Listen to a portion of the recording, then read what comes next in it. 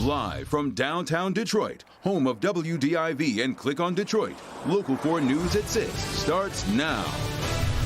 Tonight, we're speaking with the U.S. Attorney for our area. He's revealing to us how so many tips are coming in from people who are identifying people from Michigan who went inside the Capitol and indeed committed crimes, and expect some very serious charges to come out of this.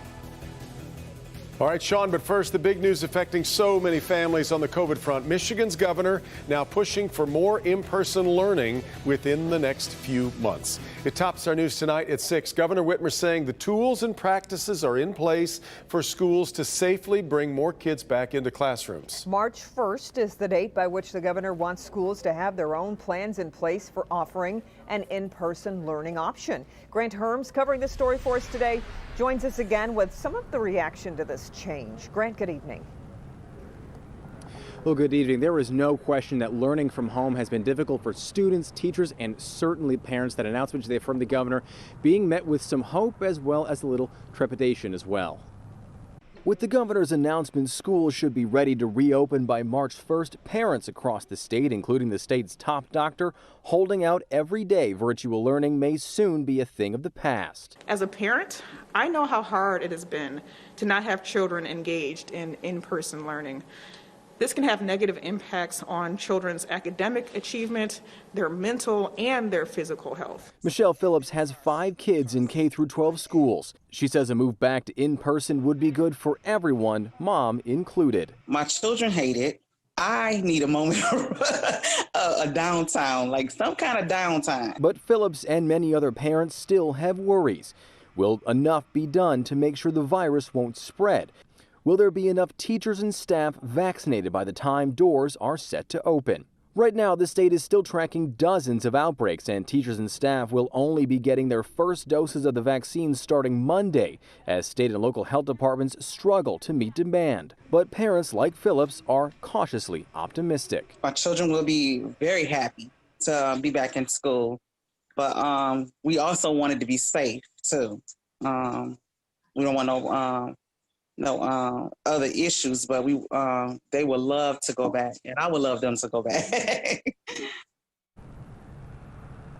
Now, as we said at 5 o'clock, major education groups in the state, including the American Federation of Teachers and the Michigan Educators Association, are backing this push to get kids back into the classroom. And the governor said this also comes on the heels of a successful pilot program in more than 200 districts across the state. The hope now, Kimberly, is that that success will continue come March. Yeah, let's hope so. You know, Grant, I'm thinking a lot of folks are going to see this and say, if schools can reopen, why not let restaurants open their doors as well? Did the governor say anything about lifting those restrictions? She didn't really say much about restaurants. She has hinted before that she could lift some restrictions next Friday when this current health order list is expiring, but she didn't say much about restaurants. And then today, Dr. Janaea Khaldun said that case trends are at a tipping point, being spurred on likely by holiday gatherings. So they're going to be closely watching that, and we will be closely watching what happens next week as well. Indeed, back to you. We will. Okay, Grant, thank you. On the topic of vaccinations, the governor says the state has pushed out every single dose it's received. She says the amount of available vaccines is being limited by the Trump administration. According to publicly reported information, the federal government currently has upwards of 50% of current produced vaccines held back by the administration. Today, the incoming Biden administration announced that they will release available vaccine doses that the Trump administration is holding back. I'm hopeful that the Trump administration will do it sooner rather than waiting for the new Biden administration. Governor also cited new CDC data that puts Michigan in the top 15 states when it comes to vaccine distribution. Now, checking the latest coronavirus numbers, the state reports 3,628 new cases of the virus, 38 additional deaths over the last 24 hours. Number of total confirmed cases has risen now to more than 500,000, 516,000, and 12,000 deaths in Michigan from the virus.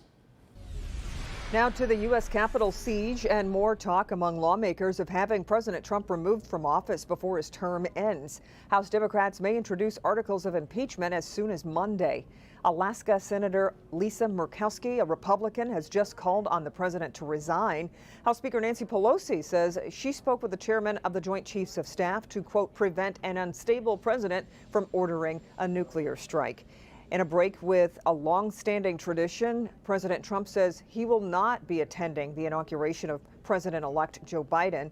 Tonight, flags are flying at half-staff at the U.S. Capitol for the Capitol police officer who died from injuries he suffered during the riot. We know there was a heavy Michigan presence outside the Capitol building Wednesday. The question remains how many people from Michigan and Metro Detroit went inside with the rioters. Our local U.S. attorney tells Local 4 defender Sean Lay those people will be identified and they will face serious charges. And tonight we are looking at the very real possibility that some from here in Michigan could be facing very serious charges. The FBI in a variety of states are continuing to get in tips regarding people who not only committed crimes in Washington, D.C., but may have transported themselves across the state line for the purpose of doing so. So we're asking the public to dial 1-800-CALL-FBI so that we can make sure that we're finding the people that we need to find appropriately. U.S. Attorney Matthew Schneider telling the Local 4 defenders people who left Michigan to attend the Save America rally in Washington this week, of course, did not commit any crimes simply by attending and exercising free speech. But there is an intense focus on people from Michigan who may have smashed and grabbed their way into our nation's capital in a now deadly riot.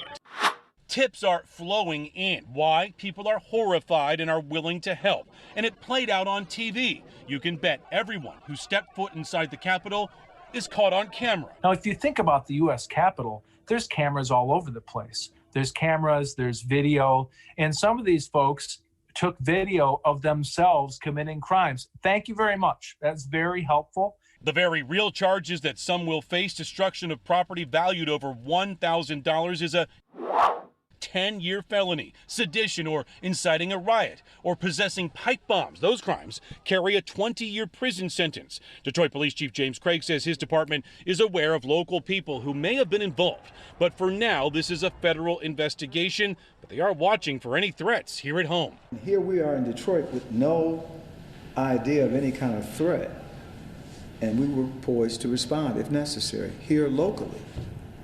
That's planning. Again, that number is 1-800-CALL-FBI. Sean Lay, Local 4. Well, much more on the fallout from the Capitol riot ahead at 6:30 on NBC Nightly News with Lester Holtz. Well, if gloom index were a meteorological measurement, this week would rank pretty high, but we got out of it today. We got some sunshine. We did. It was nice to see. Here's Ben with how things are heading into the weekend. Hi, Ben.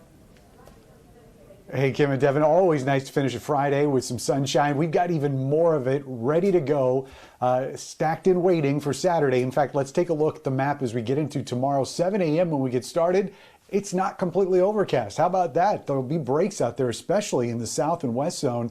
And as we go into the afternoon, even more so, we'll see that sunshine in the south and west zones primarily. If you're in the north and metro zones, not completely overcast, but you're just going to see fewer breaks there than everybody else. Then the clouds do come back on Sunday, and that leads in to next week. But temperatures are going to be in those very favorable mid-30s, above average, but just not all that much warmer. We'll take a look at our next rain and snow chance, which is just around the corner in a few minutes, guys. All right, Ben. We've got an update now to the story of a man killed in a hit-and-run accident on Christmas Eve. Dion Emery's family didn't find out he had died until about a week later, and they were upset with the Detroit Police Department about that. So what went wrong? Victor Williams heard back from the DPD and has the update. Well, when we first brought you this horrible story about this Christmas Eve hit and run, we told you that the family of the victim was trying very hard to figure out why exactly they were never notified by police.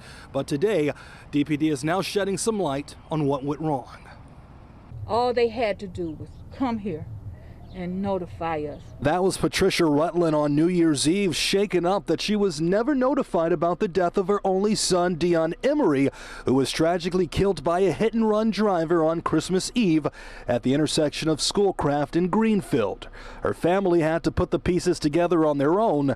Captain Derek May with DPD says that should have never happened. We shouldn't have an issue like that. According to the captain, Dion didn't have any ID on him during the time of the accident. Police, however, did find his wallet nearby because of the impact of the crash. Because of the extent of Dion's injuries, officers couldn't make the connection. And they couldn't distinguish if that was the person or not by viewing his ID. Their concern was false notification. Nevertheless, the captain says someone should have taken the time to reach out regardless. There could have been another avenue of investigation that you could have conducted.